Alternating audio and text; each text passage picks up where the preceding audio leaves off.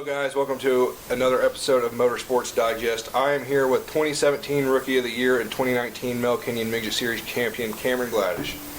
How are you today? Doing alright, how about yourself? Pretty good. So we've got a couple questions for you. You're pretty well known in Indiana. You do a lot of local track, street and dirt, or pavement and dirt racing. You want to tell me a little bit of how and when you started racing? About when I was 14, 15, I got enrolled into a program. It was called the NXG Racing Program. It was hosted by Lucas Oil, and it was basically a go-kart learning experience. I raced in a go-kart for a year. I basically learned all the stuff you need to learn about a rally course, but in a go-kart. After that, I got moved up to the they had you could take steps. So you would start out in the learning process, and then you would go to the actual team. Yeah. Well, I started racing in the team the year after that, and I did it for 2 years. I learned a lot. I'm more of an oval kind of guy. Yeah. So I didn't really get into the rally course kind of stuff, but that's really kind of what started all my racing career. But after that, I got in with Gene Nolan, Nolan Racing. Gene Nolan is a good friend of my grandfather's, has been for 50 years. He owns his own race team, races sprint cars, pavement, dirt sprint cars, Silver Crown, dirt, and pavement. I walked up to him one day and I said, hey, let's have a conversation. Yeah. I said, I want to get into a little bit more of open wheel oval racing. So we sat down and had the conversation. Him and my grandfather also had a conversation, separate conversation. They got in with this guy named Tony Edwards. He really kind of started me out in the Kenyon series. We rented a car off of him for a year. We had a lot of problems. The car, I would sit in the middle of the track half the races because the car just wasn't running right. So after that long year of kind of just doing what we can to be the Rookie of the Year in that series, we finally did it. That was 2017. After that year, we actually bought the car. Gene Nolan and my grandfather went in together on it. We bought the car. Then in 2018, I missed the first race of the season because of my high school junior year prom. Oh, Lord. And believe it or not, it actually cost me the series. Oh, I was going to say, that just sounds like a terrible idea to go to prom rather than race. Yeah, I know. I learned my mistake from that one. But we were lucky enough to actually get Most Improved Driver. And we also got second in championship points. We were 100 points behind just because of that one race. That's so crazy. But after that, next year, 2019, we had a long conversation with Gene and my grandfather, and also my mechanic, Brian Fluke. We were going to run the entire year, no missing races, no nothing, and we were going to run for the championship. Mm-hmm. Well, through the winter, we changed the color of the car. We made it yellow for Gene, and then we put the number 20 on it, and it was finally a real Nolan Racing car. We were part of the team, It was the coolest thing ever. We started out running, I think it was Anderson Speedway. We did the the Dick Jordan Classic, the first one that we did. We actually won it.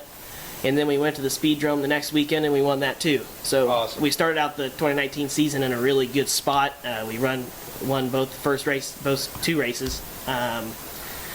We ran the rest of the season. We had our ups and downs, had a few accidents, actually flipped my car for the first time in the 2019 season. It was different, Was it scary? Like, what was your thought process as, you're tumbling through the air, having other cars pass you? Did you feel like Dale? Did I feel like Dale? Oh my gosh. The first thing that came to my mind was I was very angry because I got the guy behind me that tapped me was the one that got me flipping. I got out of the car and, out in front of everybody. Just kind of, gave him the bird and, had a little bit of a moment there. Yeah, pulled the Chase Elliott. But after that, I was shocked because the car didn't have any damage. Really? Nothing. No damage at all. They just pushed it back over. I got in it, and we ran the rest of the race, and we finished second. So it was something. So you got out of the car. Got out of the car. Flipped it back over on all four, and then you got in it again and started running? Yep, we did. And I think I just last season? Yeah, it was last season. Oh my goodness! I just needed a little bit of I needed to get out, cool off, and got back in. But so that was an experience. And then I think we also won the last 2 races of the year too. So we won the first 2 and the last 2. Yeah. And we came out as champions. That's awesome. It was very cool. Very cool. Do you have any rivals or enemies? Any rivals or enemies? Man, you know, there's this kid named Colin Grissom. Yeah. He's raced with me all 3 years in the Kenyon Series. Good friend of mine. Real good friend. I've been following your stats as you've been going on as you're racing, and he's not been too far behind you. No, he's a really good driver. A good kid, all around, good driver. Me and him are really good friends, but when it comes to racing, we're probably the 2 that go head to head the most. Yeah. You guys kind of need that. What am I trying to say? The push from each other to better yourselves as a driver, to compete better whenever you're on the track. Yeah, we the first race of this season actually was in the Kenyon car. We raced it. No, I'm sorry, the second race. We raced the Kenyon car in Anderson. As the first time fans were back, you know, we qualified first. We won our first heat race. Started on the pole. We raced 20 laps till we got our first caution, and I was leading all 20 laps. Yeah. Me and Colin, he was right behind me the entire time. I knew he was there. I could hear him. You know. Yeah. Right when that restart happened, we started to go around the corner. We were going around the first turn together, and he just got ahead of me. Man. And he led the last 10 laps, and he won. You know, it was actually really good last few laps, because when we were coming out of turn 4 on the last lap, if you look at the picture, I was right next to him. Yeah. He got me by like a tenth of a second, I do believe. So. What is your favorite track, pavement or dirt? Like, what brings more excitement to you as you're running? Anderson Speedway is definitely by far my favorite track. Yeah. Anderson is just so fast, brings a lot of fans, and it is also the home of the Little 500, which is my favorite race out of every year. Dirt track wise, you know, I haven't been on a lot. I've just been on US 24 down in Peru, Indiana, and then I've been on Lincoln Park Speedway, and then I've been at Gas City as well. Out of the 3, I think Lincoln Park's probably my favorite. I love that track. I mean, it's so much fun, you know. But, what goals do you have for the remainder of this season? I don't know how many races that you have in a season, but just tell me what some of your goals are for this season and for seasons to come. So this season, forgot to mention, we bought a full-sized spike chassis S-Slinger motor midget. We actually are planning to run the USAC Midwestern Regional Series. All the races are in Indiana. That's kind of the point of the series. They made it because they wanted more midget races in Indiana. But the problem with that is that there was originally 12 races and now there's only 6. COVID really took a hit on that for us, but we're still going to do that. Our first race is July 4th at Lincoln Park Speedway. We're planning on hopefully getting Rookie of the Year at least, but I honestly think with the motor we have, we got a 330 horsepower S-Slinger motor. I think that we have a good chance of, we might pull out on top. I think we might have a chance of winning. So we're going to just full force go towards that and see what we can do. Yeah. So you talked about how you ran the USAC Midget Week I think it was past week. Mm-hmm. Yeah. You met Kyle Larson, you met some big name drivers like Ricky Stenhouse. Would you tell me a little bit about what went through your mind as you were starting that week and what goals you had in mind? Well, starting the week, once I saw first practice with all them big guys in it, I said, what the hell are you thinking? I was really excited all week, and then once we got to Gas City on that Tuesday, I was like, man, this is scary. Yeah. Because it was probably the most scariest and most fun experience I've ever had. Yeah. I got the pleasure of meeting Kyle Larson. He actually, I didn't have a conversation with him, but I drove my 4-wheeler up to the driver's meeting, and I was just sitting there by myself, and he walked over to me and he said, hey, you mind if I sit on your 4-wheeler with you? And I said, yeah, go ahead. And I just, he was just sitting there watching the guy talk, and I was too, but it's just kind of cool having him right next to me, Yeah. But other than that, Midget Week was definitely a good time. We practiced at Gas City for the first time. The car wasn't running great. It was a little too tight. finally loosened it up a little bit, took it out for qualifying. Did okay. I think we did like 41st out of 48 cars. Yeah. But It's not bad though when you're running against people like Kyle Larson. exactly, yeah. Well, they were in the top 5, but Well, you know. still, but I mean, you know. Right, absolutely. I mean, it's still exhilarating, you know, being with all those big name drivers and, you know, starting out, well, I wouldn't say starting out for you, but, you know, not being that big of a team running with top tier drivers. So, Yeah. I mean, having that experience under your belt is pretty good. Yeah. I don't think I'd be able to do it. I'd be like, holy shit, that's Kyle Larson, that's Ricky Stenhouse, but, you know, I mean, if just like you've got your work, I'm trying to think. You've got your working mindset, and then you've got your, you know, I'm not racing mindset. Mm-hmm. So whenever you're about to start racing, do you have a pre-race, you know, clearing of the mind or how to get ready? Yeah, I usually get pushed up to the gate before we're about to get out there, you know. Recently, I don't know if you guys know, but we actually lost Gene Nolan recently, unfortunately. He's a good guy, probably one of my best friends. He always used to tell me I was like the grandson he never had because he had granddaughters. That's all he had. But for this season, definitely, I always say a little prayer, keep him with me. That's awesome. I always think he brings me good luck. So, Yeah. you know, but the past years, I usually just hope for the best and, you know, come out on top, hopefully. Yeah, that's awesome. But back to Midget Week, though, that first day that we did it on Wednesday, we did qualifying okay with the heat race, first heat race, and we actually came out 8th out of 12 people, and you know that wasn't enough to make the feature, but we thought it was the coolest thing because you know we did okay. Right. But that next Friday we went to Lincoln Park Speedway. Did practice. The car was quick, and I mean quick. Finally think we had it set up right. Went to qualifying, actually pulled my first wheelie. That was pretty cool. You know? I was watching that video, I was like, yeah, like, wow. It right at the end of the end of turn 4, it just hooked. And it went full force. I know. I was watching the video and I was like, he's not letting out. And then halfway down the front stretch, you're like, oop. And then you got right back into it. Yeah, but what did that feel like? Like what went through your mind as you're, you know, looking at the sky and then you come down? Well, I did it during practice too, but there's no video of that. But I thought, like, the first time I was like, man, this is scary. If I come down wrong, I'm gonna go rolling down the front stretch on my head, you know. But when I did it in practice, I was like, man, I don't want to let up. Just keep going. Just keep going, you know. But after all that happened, come heat race, we just had some major problem happen to the car. We think we found out what it was. There's an MSD box on the dashboard, and it's right above the power steering column. That power steering column gets hot. I mean, hot. So we thought that maybe the MSD box overheated. But we've got it replaced, and hopefully we're ready for July 4th now. So. Where are you running July 4th? Lincoln Park Speedway. Where's that located at? It's in Putnamville, Indiana. Putnamville? Okay. Yeah, it's about an hour and a half away from here. So if you guys ever want to go see this guy race, July 4th in Putnamville, Indiana at Lincoln Park Speedway. Bright yellow number 20. I'm sure Garrett can upload a picture of that car in this video.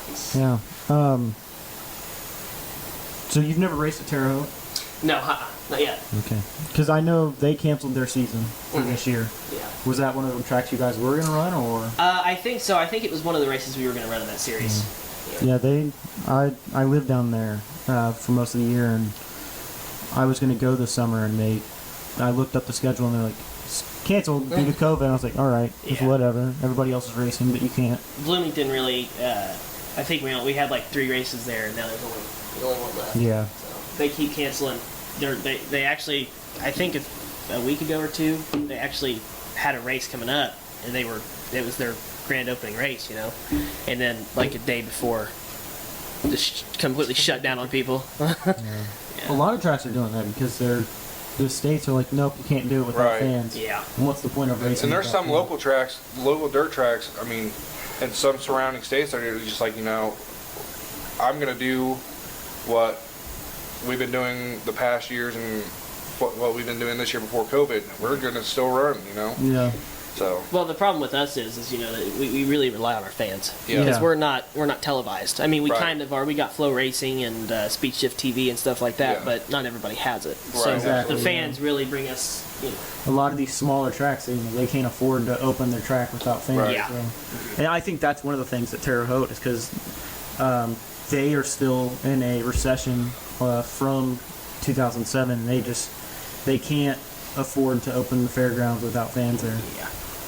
Unfortunately. Yeah. So, okay, so you said that you started out in go-karts and then you went into the midget. Yeah. So, what comes after the midget, or what do you plan to run after your midget days? So next year we're planning on kind of just pushing the Canyon car off to the side. We're running it a few times this year, just Yeah. like July 11th. We're doing the Don and Mel Canyon Classic 75 lap race. Should be a good time at Anderson Speedway. But after this year, the Canyon car is kind of just gonna sit there and, you know, do some races maybe. Yeah. But we're really gonna focus on the midget next year. The whole point of us buying a midget was to get used to dirt. Yeah. Because if you notice, a lot of sprint cars are on dirt. There's not really a lot of pavement sprint cars, unfortunately. Because I'm more of a fan of pavement racing. Yeah. But you got to get used to dirt. So we're going to do next year, maybe run a few of the USAC NOS Energy Drink Series races. Definitely next year we're going to do the full Indiana Midget Week and not just Yep. 2 races. But hopefully next year we're going to try to get our feet wet with a sprint car. Yep. Hopefully dirt. Next year we really do plan to run the Little 500 in Anderson Speedway. I think we're going to try our best to run with Nolan Racing, the team, just like usual. Be a pleasure for Gene, you know. Yeah. But if not, we will hopefully find somebody that'll take us and, you know, finally run the Little 500 like I've always wanted to. Yeah, So, that's awesome. but yeah, so sprint car hopefully in the near future, and then after sprint car, hopefully get into that, you know, elephant-sized Silver Crown car. Well, it's been a pleasure having you on the show. Is there, like, do you have any social media that fans can reach you at, or any of our fans can look you up at? Yeah, I have an Instagram page. I got 2 of them. I got Gladish Motorsports, and then I also have Kameron.gladish_20. That's just my personal page. I am private, but if you request, I'll probably just accept you. And then my Facebook page, just Kameron Gladish. I really post a lot of stuff about our racing and stuff like that, so if you just want to follow, just follow. So, do you want to tell me about who all works on the car? Yeah, so with my 2 cars, I just have one single person. His name's Brian Fluke. He's a good guy, real nice guy. We've known him for 4 years now. When we first started out in the Canyon car, he actually worked for Tony Edwards. He worked on our cars. He actually worked on all 3 of them because there was 3 of us in a team. He worked on them, and then as the season went on, we got to know him a little bit more. And then at the end of the 2017 season, when we bought the car, Tony Edwards ventured off into a different racing series, and Brian needed a car to work on. So we came to him, and he came to us, and we sat down and had a long talk, and finally got him as our crew chief. He's solo, nobody else works on the car other than him, so he's got a lot on his plate. Yeah. You know, but I mean, overall, he's a really hard worker. He's not only does he work on our cars, he does a lot of things for farmers. He's got his own personal job. I mean, that man is a busy man, but he's a really good guy. We love to have him on our team. Even when he goes to some of the other races for Nolan Racing, just always on the ball, first guy for everything. But like I said, overall, nice guy, hard worker, really good guy. How did he come to your team? Like, did you guys reach out for somebody, or was he just like, hey, I know this much, I can help you guys with this? Well, he was actually he was our first choice, kind of, because we already knew him, from working on our car in the past. So when we needed a guy to work on our car, Gene and my grandfather agreed on Brian. But I mean, that's really kind of just how it came about, just by knowing each other. You want to talk to me about the team, how the Team Nolan all came together? Yeah, so Nolan Racing has been a race team for, geez, I don't even know how many years. Way before. I think it was. I don't remember if it was around when my grandfather and Gene became friends or not, but I just know that it's been around for a long time. That yellow number 20 is a famous car in USAC,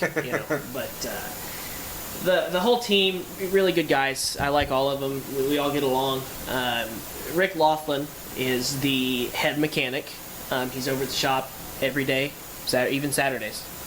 Works hard. He really brings the cars together.